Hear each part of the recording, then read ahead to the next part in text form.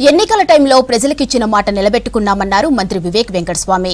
అర్హులైన అందరికీ సంక్షేమ పథకాలు అందజేస్తున్నామన్నారు. ఇక అన్ని వర్గాల అభివృద్ధి సంక్షేమం లక్ష్యంగా ప్రభుత్వం పనిచేస్తుందని చెప్పారు. మంచిర్యాల జిల్లాలో పర్యటించిన మంత్రి వివేక్ పలు కార్యక్రమాల్లో పాల్గొన్నారు. అసెంబ్లీ ఎన్నికల్లో ఇచ్చిన హామీలన్నీ నెరవేరుస్తున్నామన్నారు మంత్రి వివేక్ వెంకటస్వామి. గత 10 ఏళ్లు పాలించిన బీఆర్ఎస్ ప్రజా సమస్యలను పట్టించుకోలేదన్నారు. పేదలకు ఇండ్లు కట్టిస్తామని వాళ్ల కుటుంబ సభ్యులకు ఫామ్ హౌస్లు కట్టించారన్నారు. కాళేశ్వరం ప్రాజెక్టు నిర్వాసితులకు నష్టపరిహారం కూడా ఇవ్వలేదని ఆరోపించారు. మంచిర్యాల జిల్లా చెన్నూరు మండలం కిష్టంపేటలో ఇందిరా మహిళా శక్తి సంబరాల్లో పాల్గొన్నారు మంత్రి వివేక్. కలెక్టర్ కుమార్ దీపక్ తో కలిసి మహిళా సంఘాల సభ్యులకు చెక్కులు పంపిణీ చేశారు. చెన్నూరు, కోటపల్లి, భీమారం మండలాల్లో కొత్తగా మంజూరైన రేషన్ కార్డులను లబ్ధిదారులకు అందజేశారు. టీఆర్ఎస్ ప్రభుత్వం ఉండే 10 సంవత్సరాలు ఉండే రైతులకి కోటేశ్వరుడు చేస్తాడు, చేసిండా మర్చిపోయిండు. కానీ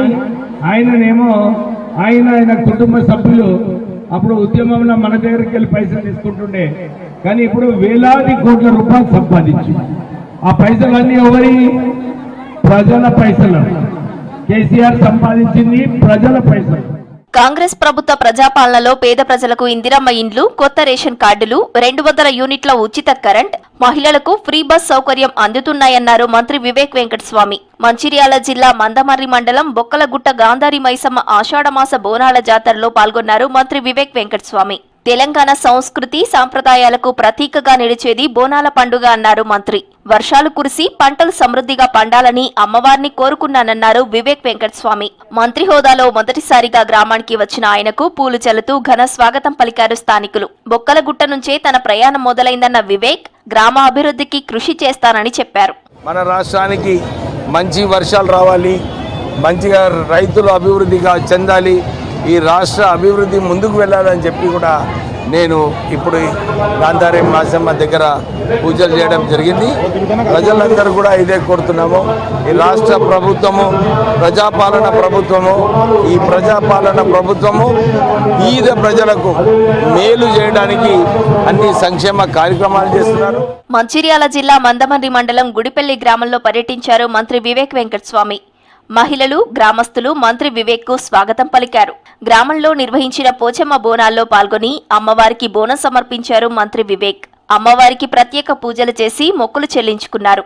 తర్వాత యాదవ సంఘ ఆధ్వర్యంలో మంత్రి వివేక్ వెంకటస్వామికి గొంగడి కప్పి గొర్రెపిల్లను అందజేసి సత్కరించారు ఆలయ కమిటీ సభ్యులు.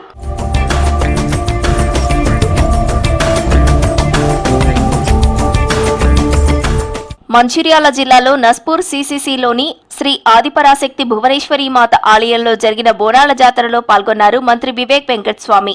అమ్మవారిని దర్శించుకుని ప్రత్యేక పూజలు చేశారు.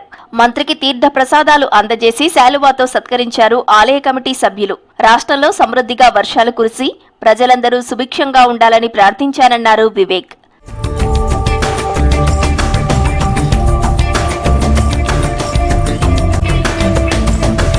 వరంగల్లో బోనాల జాతర వైభవంగా జరుగుతోంది. డప్పు చప్పుళ్లతో మంత్రి కొండా సురేఖ మహిళలు కలిసి కట్టమైసమ్మ తల్లికి మొక్కులు సమర్పించారు. అమ్మవారికి పసుపు కుంకుమలతో చీరసారెలు పెట్టి పూజలు చేశారు. ఇక వరంగల్ జిల్లా పంచనగిరి గ్రామంలో బోనాల పండుగకు సంబంధించిన మరింత సమాచారం అశోక్ అందిస్తారు. తెలంగాణ సంస్కృతి సంప్రదాయాలకు ప్రతీక బోనాల పండుగ.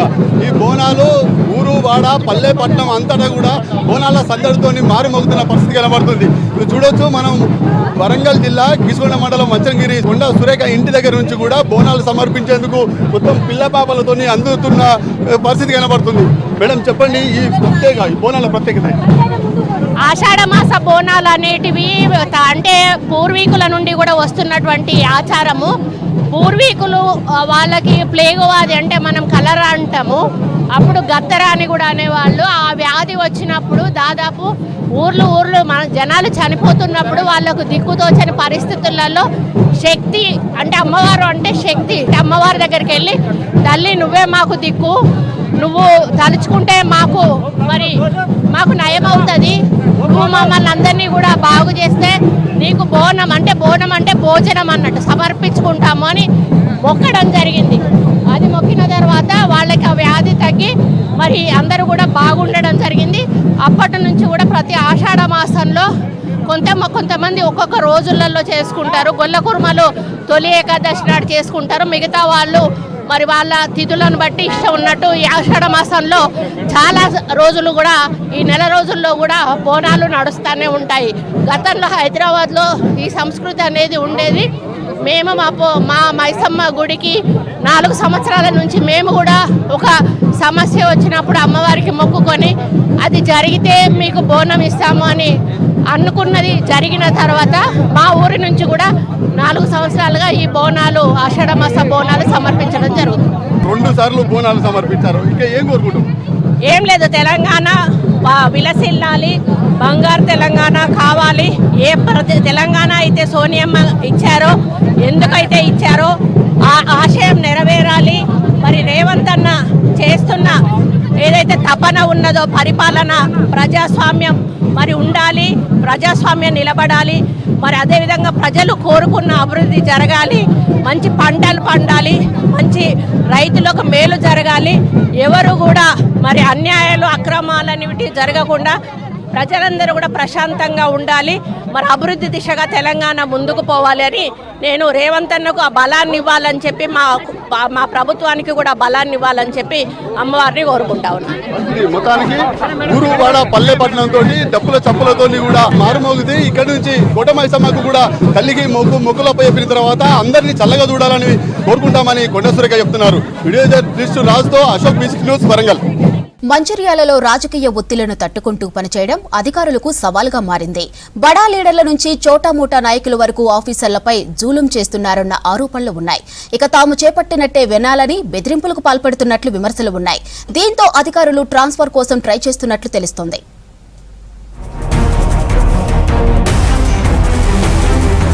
వివిధ డిపార్ట్మెంట్లో ప్రజాప్రతినిధులు నేతల జోక్యం మితిమీరడంతో తీవ్ర ఇబ్బందులు పడుతున్నారు మంచిర్యాల జిల్లా అధికారులు. రేషన్ కార్డులు, ఇందిరమ్మ ఇండ్లు, అవుట్సోర్సింగ్ జాబ్స్, టెండర్లు, కాంట్రాక్టులు ఇలా ప్రతిదీ తాము చెప్పిన వాళ్ళకి ఇవ్వాలని, లేదంటే కథ వేరే ఉంటుందని కొంతమంది లీడర్లు బాహటంగానే బెదిరింపులకు పాల్పడుతున్నారన్న ఆరోపణలున్నాయి. రెవెన్యూ, మున్సిపల్ రిజిస్ట్రేషన్ ఆఫీసులు, పోలీస్ స్టేషన్లో ఏ పని కావాలన్నా లీడర్లు చెప్పినట్లే జరుగుతోందన్న విమర్శలు వినిపిస్తున్నాయి. లీడర్ల ప్రెషర్ వల్ల రూల్స్కు వ్యతిరేకంగా పనులు చేయాల్సి వస్తోందని ఆఫీసర్లు ఆవేదన వ్యక్తం చేస్తున్నారు. మున్సిపల్ కమిషనర్లు వస్తున్నారు, వెంటనే వెళ్ళిపోతున్నారు. కార్పొరేషన్ అయిన తర్వాత ఎందుకంత జంకుతున్నారు అనే దాని వెనుక రాజకీయ కుట్రలు కొనసాగుతున్నాయనేది బాహటంగానే ప్రజల మధ్యలోకి వార్త వెళ్ళిపోయింది. వాళ్ళ అధికారులని అమలు చేయనీయకుండా అక్రమ మార్గంలో నడిపించడం కోసము కొంతమంది రాజకీయ నాయకులు తమ పలుకుబడిని ఉపయోగించి ఇవాళ అధికారులను తప్పుతో పట్టించడం వల్ల అధికారులు జంకి భయపడి ఇవాళ పారిపోయేటటువంటి పరిస్థితి. ఉద్యోగాలకు రాజీనామాలు చేస్తున్నారు, అదేవిధంగా లాంగ్ లీవ్లు పెట్టుతున్నారు. అవసరమైతే ఇక్కడ నుంచి ట్రాన్స్ఫర్లు కూడా చేసుకోవడం కోసము అధికారులు చాలా ప్రయత్నాలు చేస్తున్నారు. ఉద్యోగస్తులు స్వేచ్ఛగా పనిచేసుకునేటటువంటి వెసులుబాటు కల్పించాలని ఈ జిల్లాలో ఉన్న ప్రముఖ రాజకీయ నాయకులకు మేము ఈ సందర్భంగా సూచిస్తున్నాం. కొంతమంది లీడర్లు వారికి అనుకూలంగా ఇల్లీగల్ దందాలు చేయాలంటూ ఆఫీసర్లను బలవంతం చేస్తున్నట్లు ఆరోపణలున్నాయి. మంచిర్యాలలో ఇటీవల భూముల రేట్లు విపరీతంగా పెరగడంతో లీడర్లంతా రియల్ ఎస్టేట్ పై ఫోకస్ పెట్టారు. ఖాళీ జాగా కనిపిస్తే కబ్జాలకు పాల్పడుతున్నారు. పట్టా భూములతో పాటు గవర్నమెంట్ అసైన్డ్ ల్యాండ్స్ ను దర్జాగా అమ్ముకుంటున్నారు. భూ పంచాయతీల్లో సెటిల్మెంట్లు చేస్తున్నారు.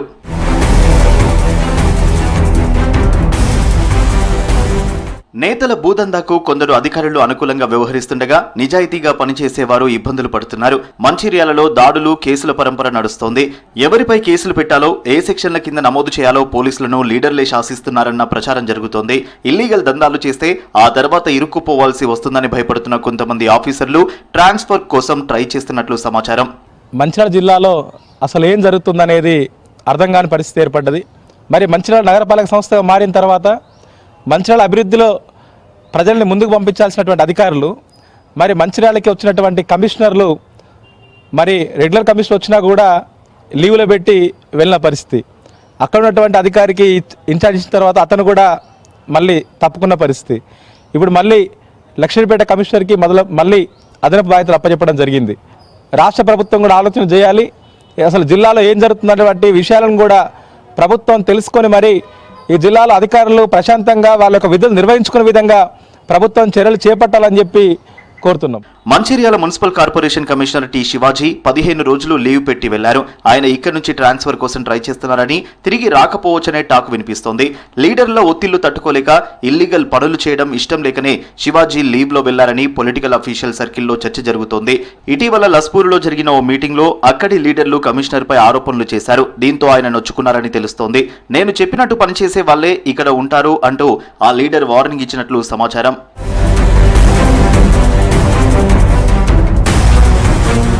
గత కొన్ని రోజుల క్రితం ఓ జిల్లా పోలీస్ అధికారిపై అధికార పార్టీ బడా లీడర్ నోరు జారడంతో ఆయన బాధపడినట్లు తెలుస్తోంది. దీంతో పోలీసులు ట్రాన్స్ఫర్ కోసం అప్లికేషన్స్ పెట్టుకున్నట్లు సమాచారం. మంచిర్యాలకు వచ్చేందుకు ఆఫీసర్లు ఇంట్రెస్ట్ చూపడం లేదని తెలుస్తోంది. రైల్వే ప్రాజెక్టును పూర్తి చేయడంలో ఏపీ ప్రభుత్వం నిర్లక్ష్యం చేస్తోంది.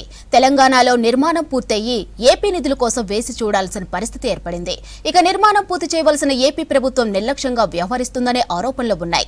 65 ఏళ్లుగా పెండింగ్ లో ఉన్న Bhadrachalam road, Kovvur railway line నిర్మాణ పనులు ప్రారంభిస్తామని రైల్వే శాఖ నుంచి గత ఏడాది హామీ లభించింది. కానీ ఇప్పటి వరకు పనులు మొదలు కాలేదు. ఎప్పుడు ప్రారంభమయ్యేది కూటమి ప్రభుత్వం తీసుకునే నిర్ణయంపై ఆధారపడి ఉంది.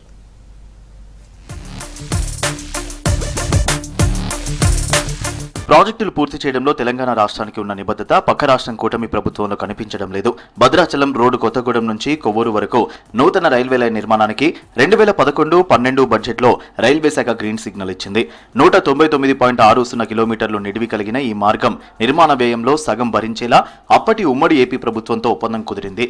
దీంతో 200 కిలోమీటర్ల రైలు మార్గంలో దాదాపు 100 కిలోమీటర్ల వరకు నిర్మాణ వ్యయాన్ని ఏపీ ప్రభుత్వం భరించాల్సి వచ్చింది.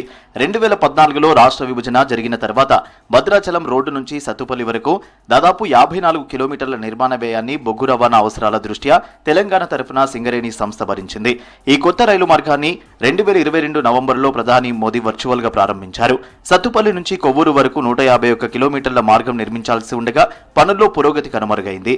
ఇప్పట్లో కొవ్వూరు రైల్వే లైన్ ప్రారంభోత్సవం లేదనేది స్పష్టమవుతోంది. గత 65 సంవత్సరాల నుంచి ప్రతిపాదనలు రైల్వే బడ్జెట్ సమావేశాల్లో చర్చలు తప్ప పేపర్కే పరిమితం అవుతున్నాయి తప్ప పనులు మాత్రం ఎక్కడా కనపడటం లేదు. అంటే ఆంధ్ర నుంచి కేటాయించాల్సినటువంటి 1100 కోట్ల రూపాయలు కనుక కేటాయిస్తే సత్తుపల్లి టు కొవ్వూరుకి ఈ రైలు మార్గం ఏర్పడుతుంది. ఈ గోదావరి పుష్కరాలకి పేద ప్రజలు కూడా రైల్లో వచ్చి స్నానాలు చేసి పుష్కర స్నానాలు చేయడానికి అవకాశాలు ఉంటాయి అనేటువంటిది మేము భావిస్తున్నాం. తెలంగాణ ఏర్పాటు తర్వాత Bhadrachalam road Kovvur railway line నిర్మాణ పనుల్లో స్తబ్దత నెలకొంది. గతేడాది జూలై, డిసెంబర్లో రైలు మార్గాన్ని నిర్మించాలంటూ పలుమార్లు రైల్వే అధికారులను ఏపీ నాయకులు కోరారు.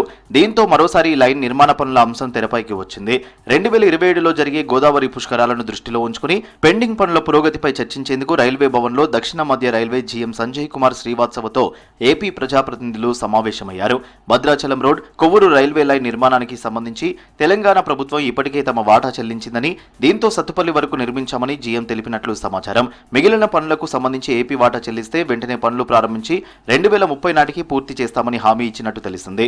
దీంతో ఏపీ ప్రభుత్వం తీసుకునే నిర్ణయంపై భద్రాచలం రోడ్, కొవ్వూరు లైన్ భవితవ్యం ఆధారపడి ఉంది. ఏదైతే బొగ్గు తీసుకెళ్లడం కోసం వేసినటువంటి లైన్ ఉందో సత్తుపల్లి నుంచి కొత్తగూడెంకి భద్రాచలం లైన్ అనేటువంటి పేరు కదా, అది కేవలం బొగ్గుకి పరిమితం చేశారు. అది చాలా బాధాకరం. ఎందుకంటే ఇంజనీర్లకి, మేధావులుగా ఉన్నటువంటి రైల్వే ఆఫీసర్లకు తెలియాల్సిన విషయం ఏంటంటే అది ఇంకో ట్రాక్ వేసి ఉంటే, అదే లైన్లో ఇంకో ట్రాక్ వేసి ఉంటే ఎట్లా ల్యాండ్ అక్విజిషన్ చేసుకున్నారు. అంత ల్యాండ్ తీసుకున్న తర్వాత ఇంకో ట్రాక్ వేస్తే అది ప్యాసింజర్కు లేకపోతే ఎక్స్ప్రెస్లకు పనికొచ్చేది. 2011-12 తర్వాత ఈ అలైన్మెంట్ లో మార్పులు చేసి చంద్రుగొండ, భవన్నపాలెం మీదుగా సత్తుపల్లి వరకు కొత్త లైన్ నిర్మించారు. ఇక్కడ నుంచి ముందుకు తీసుకెళ్తే మందలపల్లి, అశ్వారావుపేట మీదుగా ఏపీలోకి ఈ లైన్ వెళ్తుంది. అక్కడ జీలుగుమిల్లి, తాడ్వాయి రోడ్, జంగారెడ్డిగూడెం, రాజవరం, పొంగుటూరు, చిన్నాయిగూడెం, దేవరపల్లి మీదుగా కొవ్వూరుకు చేరుకుంటుంది.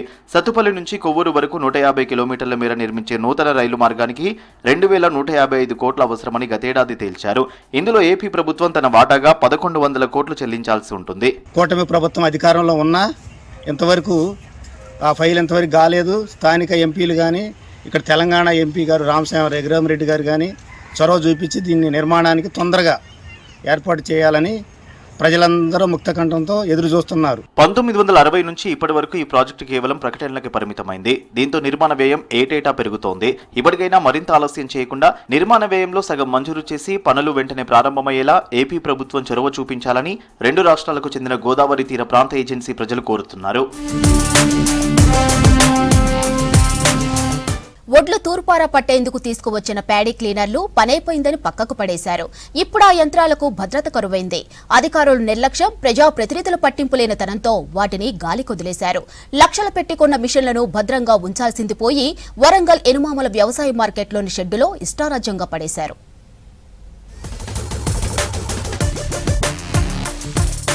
రైతుల నుంచి ధాన్యం కొనుగోలు చేసేటప్పుడు వాటి నుంచి తాళను వేరు చేసేందుకు కొనుగోలు చేసిన ప్యాడీ క్లీనర్ మిషన్లను పని పూర్తయిన తర్వాత గాలి కుదిలేశారు అధికారులు.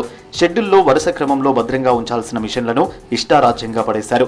దాంతో అవి పాడైపోయి మళ్లీ వరి పంట చేతికి వచ్చే నాటికి పనికి రాకుండా పోయే పరిస్థితి నెలకొందని రైతు సంఘాల నేతలు ఆరోపిస్తున్నారు. అధికారుల తీరును తప్పుపడుతున్నారు. వడ్ల కల్లాల సీజన్ అయిపోయింది కాబట్టి అవి వచ్చినటువంటి ఆ పాడి క్లీనర్స్ ఏవైతే ఉన్నాయో వాటిని తీసుకొచ్చి వ్యవసాయ ఎనుమామల మార్కెట్లో పెట్టినటువంటి బహిరంగంగా పెట్టినటువంటి పరిస్థితి ఉన్నది. దాని ఫలితంగా అది దుమ్ము ధూళి ఇట్లాంటి పడి ఖరాబ్ అవుతున్నటువంటి పరిస్థితి ఉన్నది. వాటితో పాటు అందులో ఉన్నటువంటి మిషన్లు అట్లాంటి వాటిని కూడా కొంతమంది ఇప్పికెళ్తున్నటువంటి పరిస్థితి కూడా ఉన్నది. అది నర్సంపేట కావచ్చు, ఎనుమామల మార్కెట్ ఇట్లాంటి దాదాపు హన్మకొండ, వరంగల్ నగరంలో వేలాది రూపాయలతోటి, లక్షలాది రూపాయలతోటి కొన్నటువంటి పాడి క్లీనర్లు అధికారులు దాన్ని భద్రపరచకపోవడం మూలంగా ప్రజాధనం అనేటువంటిది వృధా అవుతుంది. ఉమ్మడి వరంగల్ జిల్లాలో రైతులు పండించిన ధాన్యం కొనడానికి 1053 కొనుగోలు కేంద్రాలను పౌర సరఫరాల సంస్థ ఏర్పాటు చేసింది. వరి ధాన్యం నుంచి యంత్రాల ద్వారా తాళను వేరు చేసేందుకు 206 ప్యాడీ క్లీనర్ యంత్రాలను కొనుగోలు చేసి తీసుకొచ్చారు. ధాన్యం నుంచి తాలు వేరు చేసే పని పూర్తి కాగానే 150 ప్యాడీ క్లీనర్లు ఎనుమాముల వ్యవసాయ మార్కెట్లోని షెడ్డుకు తరలించారు. మిగిలిన ప్యాడీ క్లీనర్లను నర్సంపేట మార్కెట్లో ఉంచామని మార్కెట్ అధికారులు చెబుతున్నారు.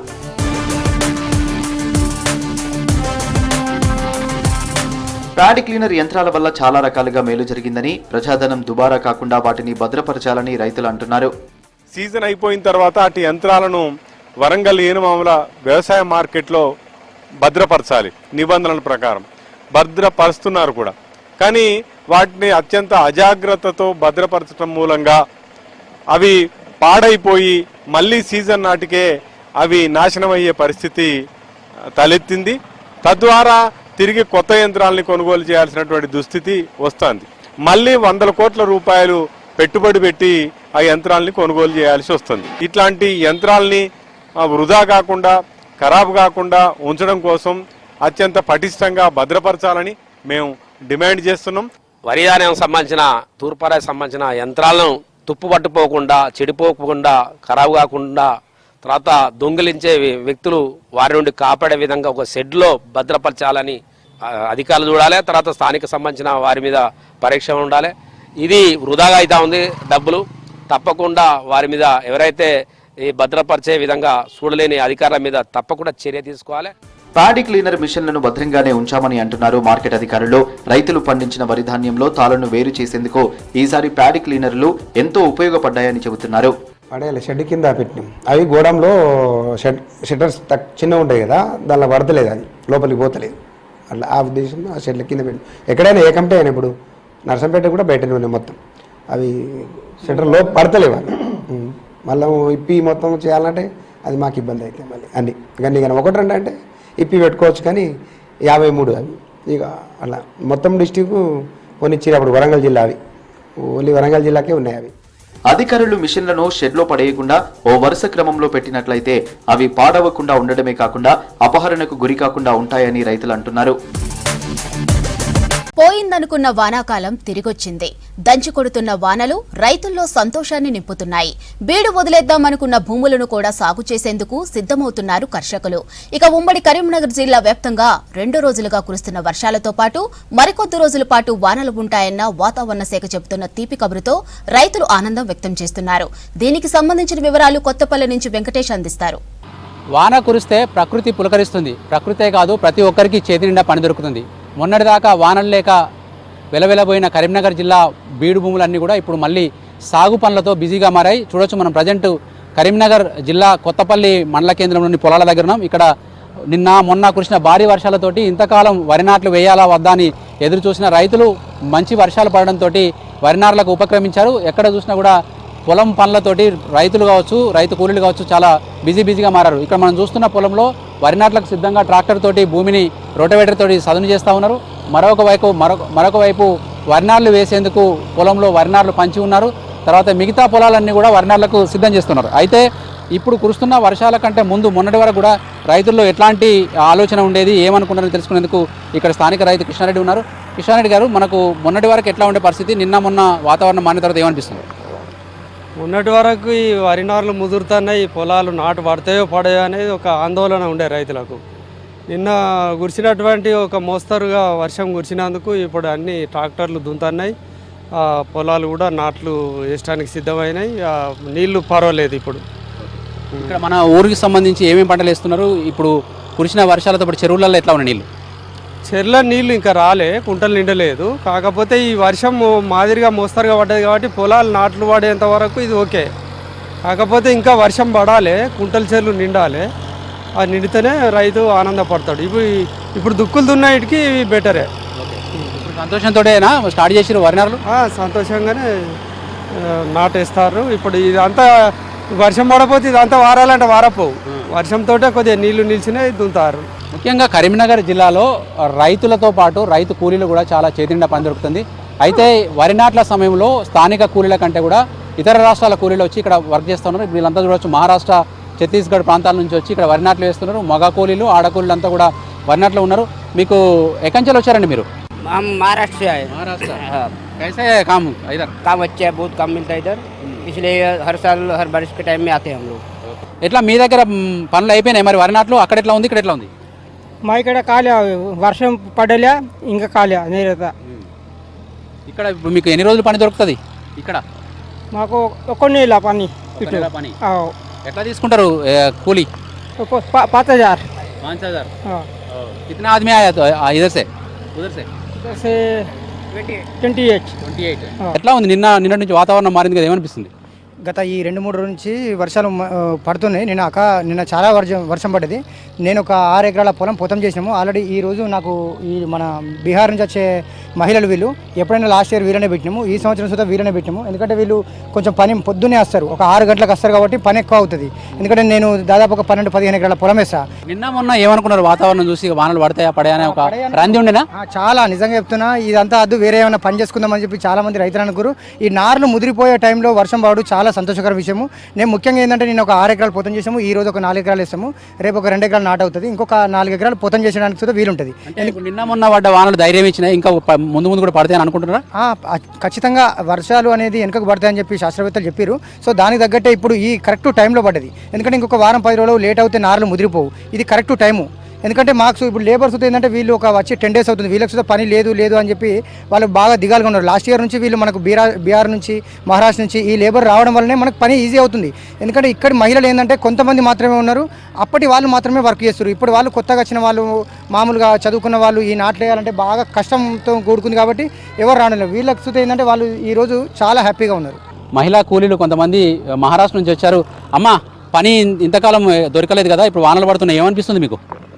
మంచిగా అనిపిస్తున్నది మాకు. తెలుగు ఎప్పుడు నేర్చుకున్నారు ఇక్కడ? మా అక్క ఉంటది ఈడ మహారాష్ట్ర ఆంధ్రకాడ. అట్లా తెలుగు వచ్చేసిందా? ఓకే. మీ దగ్గర పనులు అయిపోయినాయి మరి? అక్కడ మీ దగ్గర వరి నాట్లు అయినాయా? మాకంటే ముందే అవుతుంది అక్కడ? ముందే అవుతుంది మాకు. ఎన్ని రోజులు పని దొరుకుతుంది మీకు ఇక్కడ? ఒక నెల. ఒక నెల. ఎంతమంది వచ్చారు అక్కడి నుంచి? 27 మంది. ఓకే. ఇప్పుడు వానలు స్టార్ట్ అయినాయి, నిన్న మొన్న పని లేకుండా మీకు కొంచెం రంది పట్టుకున్నదా? చెప్పు మంచిగా. రంది పట్టుకున్నది.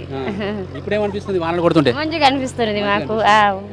బాగా పానం మంచిగా లేకుండే అప్పుడు, ఇప్పుడు మంచిగా అనిపిస్తుంది. ఇప్పుడు మేము ఒక నెల ఉంటాం ఇక్కడ, తర్వాత మా ఊరికి పోతాం. మీ ఊర్లో ఏమేమి పంటలు వేస్తారు? ఇక్కడ మాలాగానే వరి వేస్తారా? అక్కడ ఏమేస్తారు?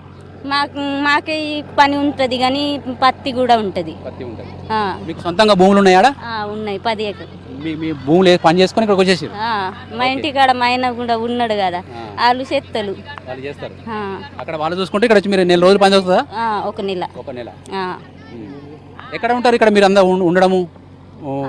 మా సెట్ ఉన్నారు కదా వాళ్ళు ఇస్తారు ఇల్లు ఇస్తారు, భోజనాలు అవన్నీ తీసుకొని వచ్చి ఉంటారు. ఎన్ని గంటలు? మేము ఇంటికాడ నుంచి తీసుకొస్తాం. మీరు పాటలు బాగా పాడతారు, ఒక పాట పాడండి వరి నాట్లు వేసేటప్పుడు. కొంతమంది విఠల రుకమాయి పూజూచలా गयवडात जाऊ चला आठवण येते मला माझ्या मायराची आठवण येते मला माझ्या मायराची. మా దగ్గర కూడా పాటలు పాడతారు తెలుగులో. మా ఇక్కడ దేవుళ్ళను ప్రార్థిస్తారు, ఎందుకంటే మంచి పంటలు పండాలి అని పాడుకుంటూ ఉంటారు ఇక్కడ లేడీస్. ఇప్పుడు నువ్వు వాడిన పాట అర్థం ఏంటిది? మా పాట మేము దేవుడుకు మొక్కి మంచిగా ఉండాలి అని పాట పాడిన. అందరూ మంచిగా ఉండాలని పాడవాడినా. ఓకే, ఇది మనకు పని పాట మనకు కలగలిసి ఉంటాయి. ఎక్కడైతే వర్షం పడ్డదో ఇట్లాంటి సంతోషకరమైన వాతావరణం అన్ని పల్లెల్లో కూడా కనిపిస్తూ ఉంది. ఇప్పుడు ఈ మహారాష్ట్రకు చెందిన మహిళ కూడా తన పాట ద్వారా ఒక దేవుడిని ప్రార్థిస్తూ అందరూ బాగుండాలని కోరుకుంటూ పాటలు పాడింది. అట్లాగే రైతులు కూడా నిన్న మొన్న కురుస్తున్న వర్షాలతోటి చాలా హ్యాపీగా ఫీల్ అవుతున్నారు. ఇవి హ్యాపీ రేండ్స్ కొనసాగాలని, చెరువులు కుంటలు ప్రాజెక్టులు అన్నీ నిండాలని చెప్పి సమృద్ధిగా పంటలు పండాలని చెప్పి ప్రతి ఒక్కరు కోరుకుంటా ఉన్నారు. కెమెరామ్యాన్ కవికుమార్తో వెంకటేష్, V6 న్యూస్, కొత్తపల్లి నుంచి. దీర్ఘకాలిక రోగాలకు ప్రకృతి వైద్యంతో నయం చేయవచ్చన్నారు డాక్టర్ రామచంద్ర. వంటింట్లో వినియోగించే పదార్థాలతో ఒంట్లో ఉన్న దీర్ఘకాలిక రోగాన్ని పారదోలొచ్చని తెలిపారు. ఇక ప్రకృతి వైద్యంతో బీపీ, షుగర్, థైరాయిడ్, ఫిస్టులా వంటి సమస్యలు పూర్తిగా నయమవుతాయని చెబుతున్నారు.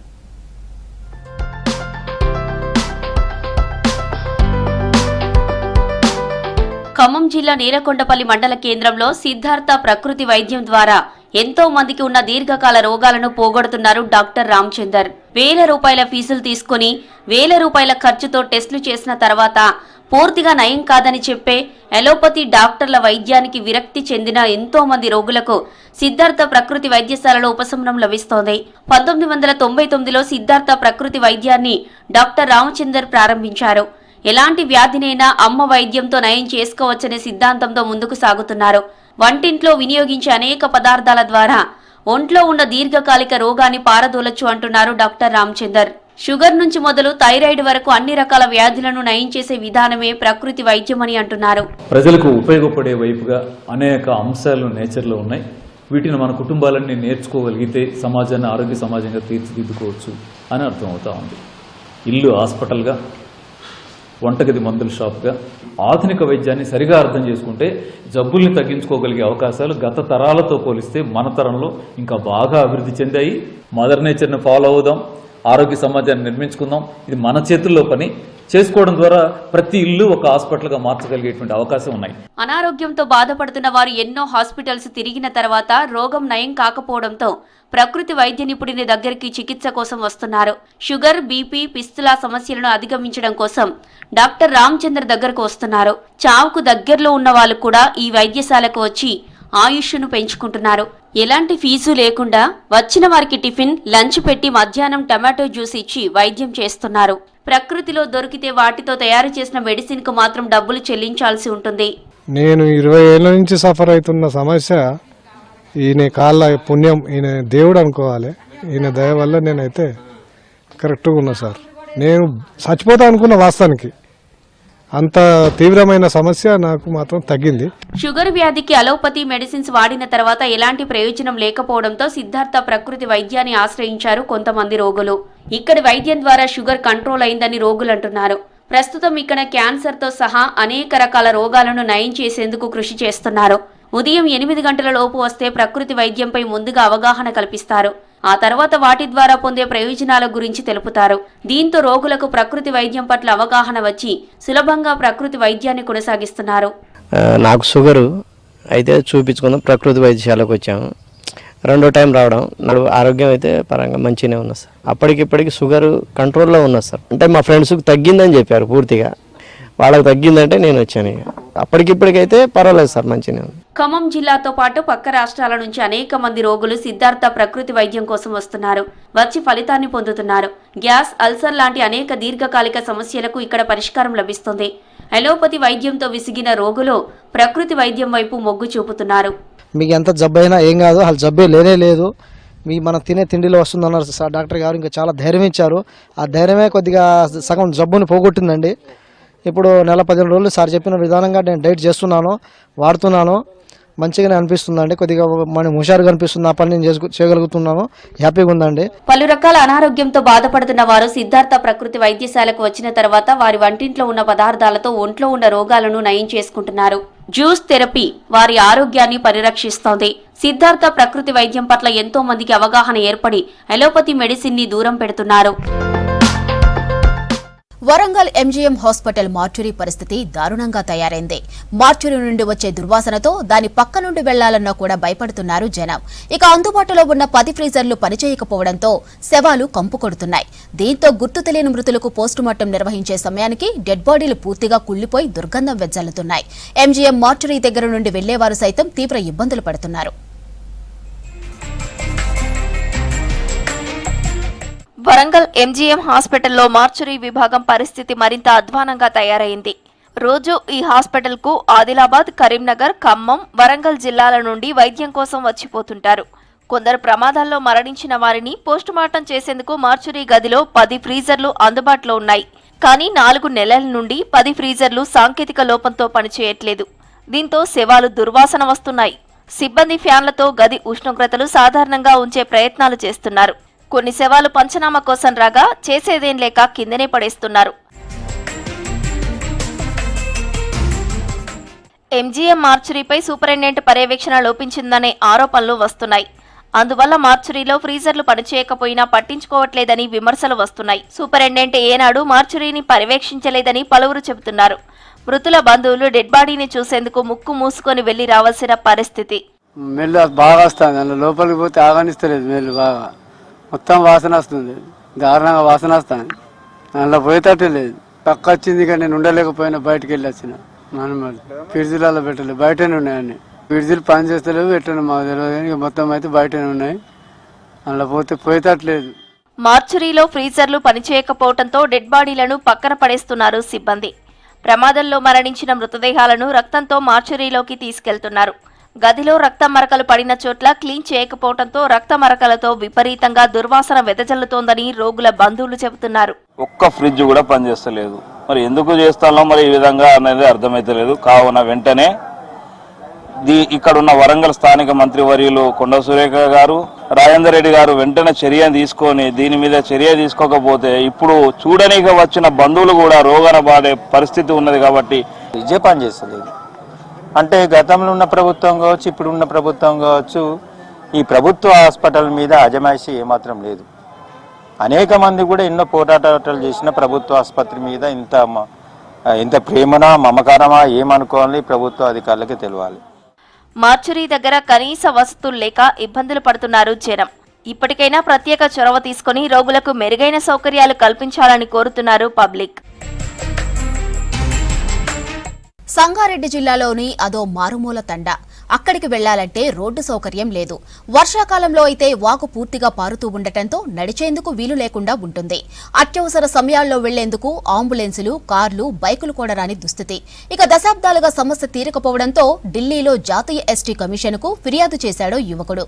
దీంతో ఢిల్లీ నుంచి ఆ తండాకు వచ్చి విజిట్ చేశారు జాతీయ ఎస్టీ కమిషన్ మెంబర్. 3 నెలల్లో బ్రిడ్జితో పాటు సౌకర్యాలు ఏర్పాటు చేయాలని అధికారులను ఆదేశించారు.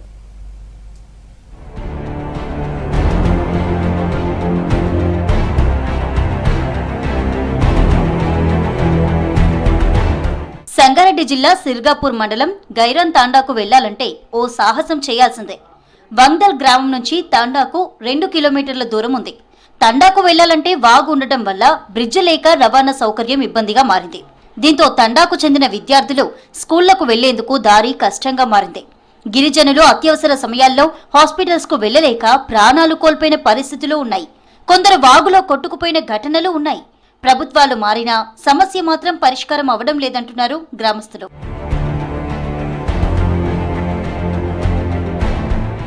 గైరాన్ తాండాకు చెందిన రాహుల్ ఢిల్లీలో పీహెచ్డీ చేస్తున్నాడు. రోడ్డు సౌకర్యం కోసం ఢిల్లీలో ఉన్న జాతీయ ఎస్టీ కమిషన్ కు కొన్ని నెలల క్రితం ఫిర్యాదు చేశాడు. దీంతో గురువారం జాతీయ ST commission member Jatoth Hussain Naik తాండాను సందర్శించారు. ఆయనకు గిరిజనులు తమ గోడును వివరించారు. చాలా తకలీఫ్ ఉన్నది, ఇబ్బంది ఉన్నది. ఏమైనా అయితే ఈడికెళ్ళి మంచం మీద ఈపీ మీద తీసుకొని మేము ఊళ్ళో రోడ్డుకు పుడుతున్నాము. మాకు చిన్న చిన్న పిల్లలు స్కూల్ నారాయణఖేడ్కి పోతే చాప్టాకు పోతే నారాయణఖేడ్ నుంచి బస్ దొరకది, ఆగాస్తే వాన పడితే ఆగాస్తే ఈ పంచాయతీలో పండుకుంటున్నాడు, ఉపాసం తపాసం పండుకుంటున్నారు. వాళ్ళ దిక్కు లేరు, ఎవరి ఫిర్యాదు లేదు. కానీ పిల్లలు నడుచుకుంటూ వస్తారు. ఎక్కడ నుంచి చప్టా అంటే ఇక్కడ నుంచి 15 కిలోమీటర్ దూరం నుంచి నడుచుకుంటూ మధ్యలో నడుచుకుంటూ వస్తారు. ఇక్కడ వాగు వచ్చింది అనుకోడు, మన వగ్దలు ఉంది కదా అక్కడ, ఆ పంచాయతీలో పండుకోవాలి. వీళ్ళ పరిస్థితి ఇదేనే. కానీ ఇప్పుడు వీళ్ళ పరిస్థితి చాలా దారుణంగా ఉంది. నిజంగా అంటున్నా సార్, ఇటువంటి తాండలు నాగలిగిద మండలంలో కూడా 4-5 ఉన్నాయి. శ్యామ తాండ అయినా, బిక్కనాయక తాండ అని ఉంటుంది, గొప్పనాయక తాండ దగ్గర ప్రతి సంవత్సరం 2-3 పాము కాటుతో చనిపోతారు. అంబులెన్స్ రాదు, డెలివరీ అయితే కూడా మంచం మీద తీసుకుపోవాల్సిన పరిస్థితి.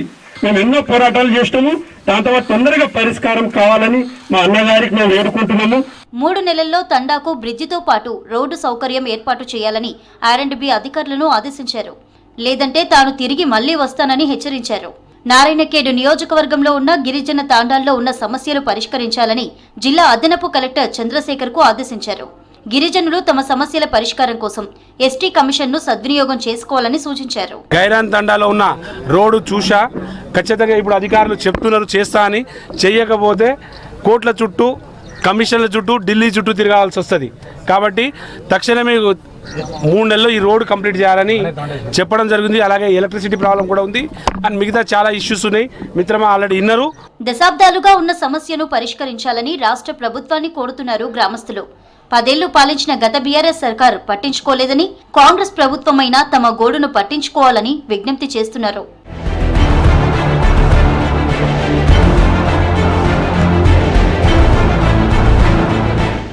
వైకల్యం ఉన్న విద్యార్థులకు ఆటపాటలతో పాఠాలు చెబుతున్నారు టీచర్లు. విద్యతో పాటు వైద్య సాయం అందిస్తున్నారు. భవిష్యత్తుపై భరోసా కల్పిస్తున్నారు. ఇక ఉమ్మడి వరంగల్ జిల్లాలోని 67 భవితా కేంద్రాలు ఉండగా ఒక్కొక్క సెంటర్లో 16 మంది చొప్పున 3041 మంది వైకల్యం కలిగిన పిల్లలకు విద్య నేర్పిస్తున్నారు. విజ్ఞానాన్ని అందిస్తుంది. పుట్టుకతోనే శారీరక మానసిక వైకల్యం కలిగిన చిన్నారులకు ఆటపాటలతో అక్షరాలను నేర్పిస్తూ వారిలో ఆత్మస్థైర్యాన్ని పెంపొందిస్తున్నారు. ఈ ఉపాధ్యాయులు ఏం నేర్పిస్తున్నారు, వారు ఎలా నేర్చుకుంటున్నారు?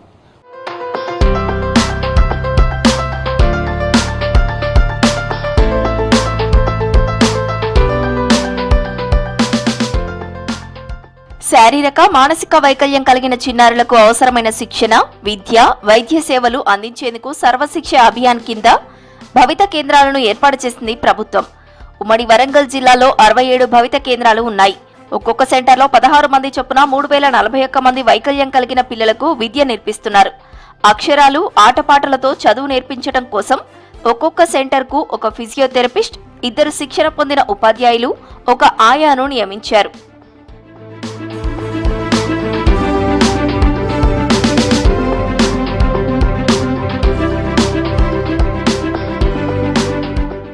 పిల్లలను ఆకర్షించేలా భవిత సెంటర్ల భవనాలపై అందంగా బొమ్మలు వేశారు.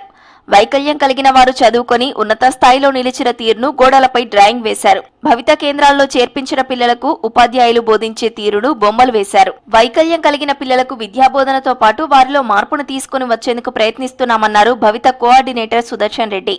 ఈ విద్యా సంవత్సరం చాలా భవిత కేంద్రాలకి రాష్ట్ర ప్రభుత్వం 2 లక్షల రూపాయల వ్యయం చేత అన్ని రకాల విద్యార్థులకి చదువుకునే అవకాశం, వారిలో ఉన్నటువంటి అభ్యసన సామర్థ్యం పెరిగేటట్లు, వారిలో కనీస సంస్కారాలు పెరిగేటట్టు, వారిలో ఉన్నటువంటి వైకల్యాన్ని మరచిపోయి వైకల్యాన్ని తగ్గిస్తూ వారు మానసికంగా, శారీరకంగా ఎదగడానికి రాష్ట్ర ప్రభుత్వం పనిచేస్తూ ఉంది. గత సంవత్సరం 2 పిల్లల్ని దగ్గరలో ఉన్నటువంటి హై స్కూల్లో మనం జాయిన్ చేశాం.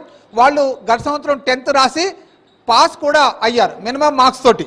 కాబట్టి ఆ విధంగా మినిమం లెర్నింగ్ స్కిల్స్ రావడమే మన యొక్క ప్రధాన ఉద్దేశం.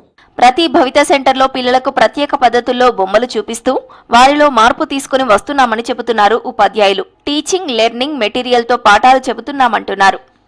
డైలీ లైవింగ్ స్కిల్స్ అని నేర్పించడం జరుగుతుంది. తర్వాత fine motor and gross motor skills నేర్పించడం జరుగుతుంది. తర్వాత మెల్లమెల్లగా సెన్సరీ ఇంటగ్రేషన్, వాడు పట్టుకోవడము, పెన్ పట్టుకోవడము, ఏదైనా ఆబ్జెక్ట్ పట్టుకోవడం కూడా రాదు. అలాంటి పిల్లలకు ఫస్ట్ అది ఎలా పట్టుకోవాలి, తర్వాత సెన్సరీ ఇంటగ్రేషన్, సో ఇవన్నీ నేర్పుకుంటూ మెల్లమెల్లిగా తర్వాత బేసిక్ అకాడమిక్ స్కిల్స్ కూడా నేర్పించడం జరుగుతుంది. భవిత సెంటర్లో శారీరకంగా వైకల్యం కలిగిన పిల్లలకు ఫిజియోథెరపీ చేస్తున్నారు. పిల్లల వెంబడి తల్లిదండ్రులు వచ్చి పిల్లలకు ఫిజియోథెరపీ చేపించుకుని తీసుకుని వెళ్తున్నారు. భవిత సెంటర్ కు రాలేని ప్రత్యేక అవసరాల పిల్లలకు ఇంటి దగ్గరే హోమ్ బేస్డ్ విద్యను అందిస్తున్నామని చెబుతున్నారు. సో కంప్లీట్గా ఇప్పుడు మనం ట్రీట్మెంట్ ఇవ్వకుండా వదిలేసాం అనుకోండి సెర్బ్రల్ పాలసీ కేసెస్ని, సో వాళ్ళు ఏంటంటే కంప్లీట్ బెడ్ రెడ్ని అయిపోతారు అనమాట. సో మనం ఫిజియో సర్వీస్ ఇచ్చామనుకోండి, సో వాళ్ళ daily living activities of daily living ఉంటాయి కదా, అవి చేసుకుంటూ ఉంటారు అనమాట. బాత్రూమ్కి వెళ్ళడము, వాళ్ళు కొంచెం స్నానం చేయడం, బాత్రూమ్ చేయడము, కోమింగ్ చేసుకోవడము, ఇలాంటి యాక్టివిటీస్ అనమాట. స్నానం చేయడం, బ్రషింగ్ చేయడం, ప్లేట్ క్లీనింగ్ చేసుకోవడం అవన్నీ నేర్పిస్తాం. అవన్నీ వచ్చిన తర్వాత సోషల్ స్కిల్స్ నేర్పుతాం. పెద్దవాళ్ళను నమస్కారం పెట్టడము, హాయ్ చెప్పడం, తోటి వాళ్ళతోటి కలిసి ఉండడము, పియర్ గ్రూప్ అన్ని ఆటలు ఆడిపిస్తాము. తర్వాత ఎడ్యుకేషన్ స్కిల్స్కి వస్తాం. అప్పుడు వాళ్ళకి ఫండమెంటల్స్ అనేవి నేర్పిస్తాం సార్, ఎడ్యుకేషన్కి సంబంధించినవి. ఇంటికి వెళ్లిన తర్వాత పిల్లలు ఎక్సర్సైజ్ చేసేలా ఏర్పాటు చేశామంటున్నారు టీచర్స్. భవిత సెంటర్లకు పిల్లల్ని తీసుకొచ్చే తల్లిదండ్రులకు నెలకు 500, పిల్లలకు ఒక్కొక్కరికి నెలకు 500 చొప్పున రవాణా ఛార్జీలు ప్రభుత్వం ఇస్తోందన్నారు. అదేవిధంగా వాళ్ళకి ప్రతిదీ వాళ్ళకి ఎవ్రీ వారానికి 2 సార్లు physiotherapy and speech therapy and మరియు అతి తీవ్రమైన విద్యార్థులు ఏదైతే పాఠశాలకు రాని దివ్యాంగుల విద్యార్థులకి వాళ్ళకి ఇంటి వద్దకే వెళ్ళి కనీస అవసరాలు వాళ్ళని తీసుకునే విధంగా వాళ్ళని మేము ట్రైన్ చేయడం జరుగుతుంది. భవిత సెంటర్లో చేర్పించడం వల్ల పిల్లల్లో చాలా మార్పు వచ్చిందంటున్నారు తల్లిదండ్రులు. భవిత కేంద్రాల్లోని సౌకర్యాలను అందరూ ఉపయోగించుకోవాలంటున్నారు. భవిత సెంటర్కి తీసుకొస్తున్నాం రెగ్యులర్గా. తను కూడా ఫిజియోథెరపిస్ట్ మాకు చెప్తున్నారు, ఇంట్లో కూడా ఇలాంటి ఎక్సర్సైజ్ చేసుకోండి మీకు అని చెప్పారు. మేము రెగ్యులర్గా అది ఫాలో అవుతున్నాము. దానివల్ల ఇప్పుడు నడవలేని మా అబ్బాయి కూడా కొద్దిగా నడవగలుగుతున్నాడు, తనంతట తను నడవగలుగుతున్నాడు. చాలా సంతోషంగా ఉంది ఇప్పుడైతే. భరోసా భవిత కేంద్రాలకు చేరిన 21 రకాల వైకల్యం కలిగిన పిల్లలకు స్పీచ్ థెరపీ, ఫిజియోథెరపీ లాంటి వ్యాయామం చేపిస్తూ వారిలో మార్పు తీసుకొస్తున్నారు.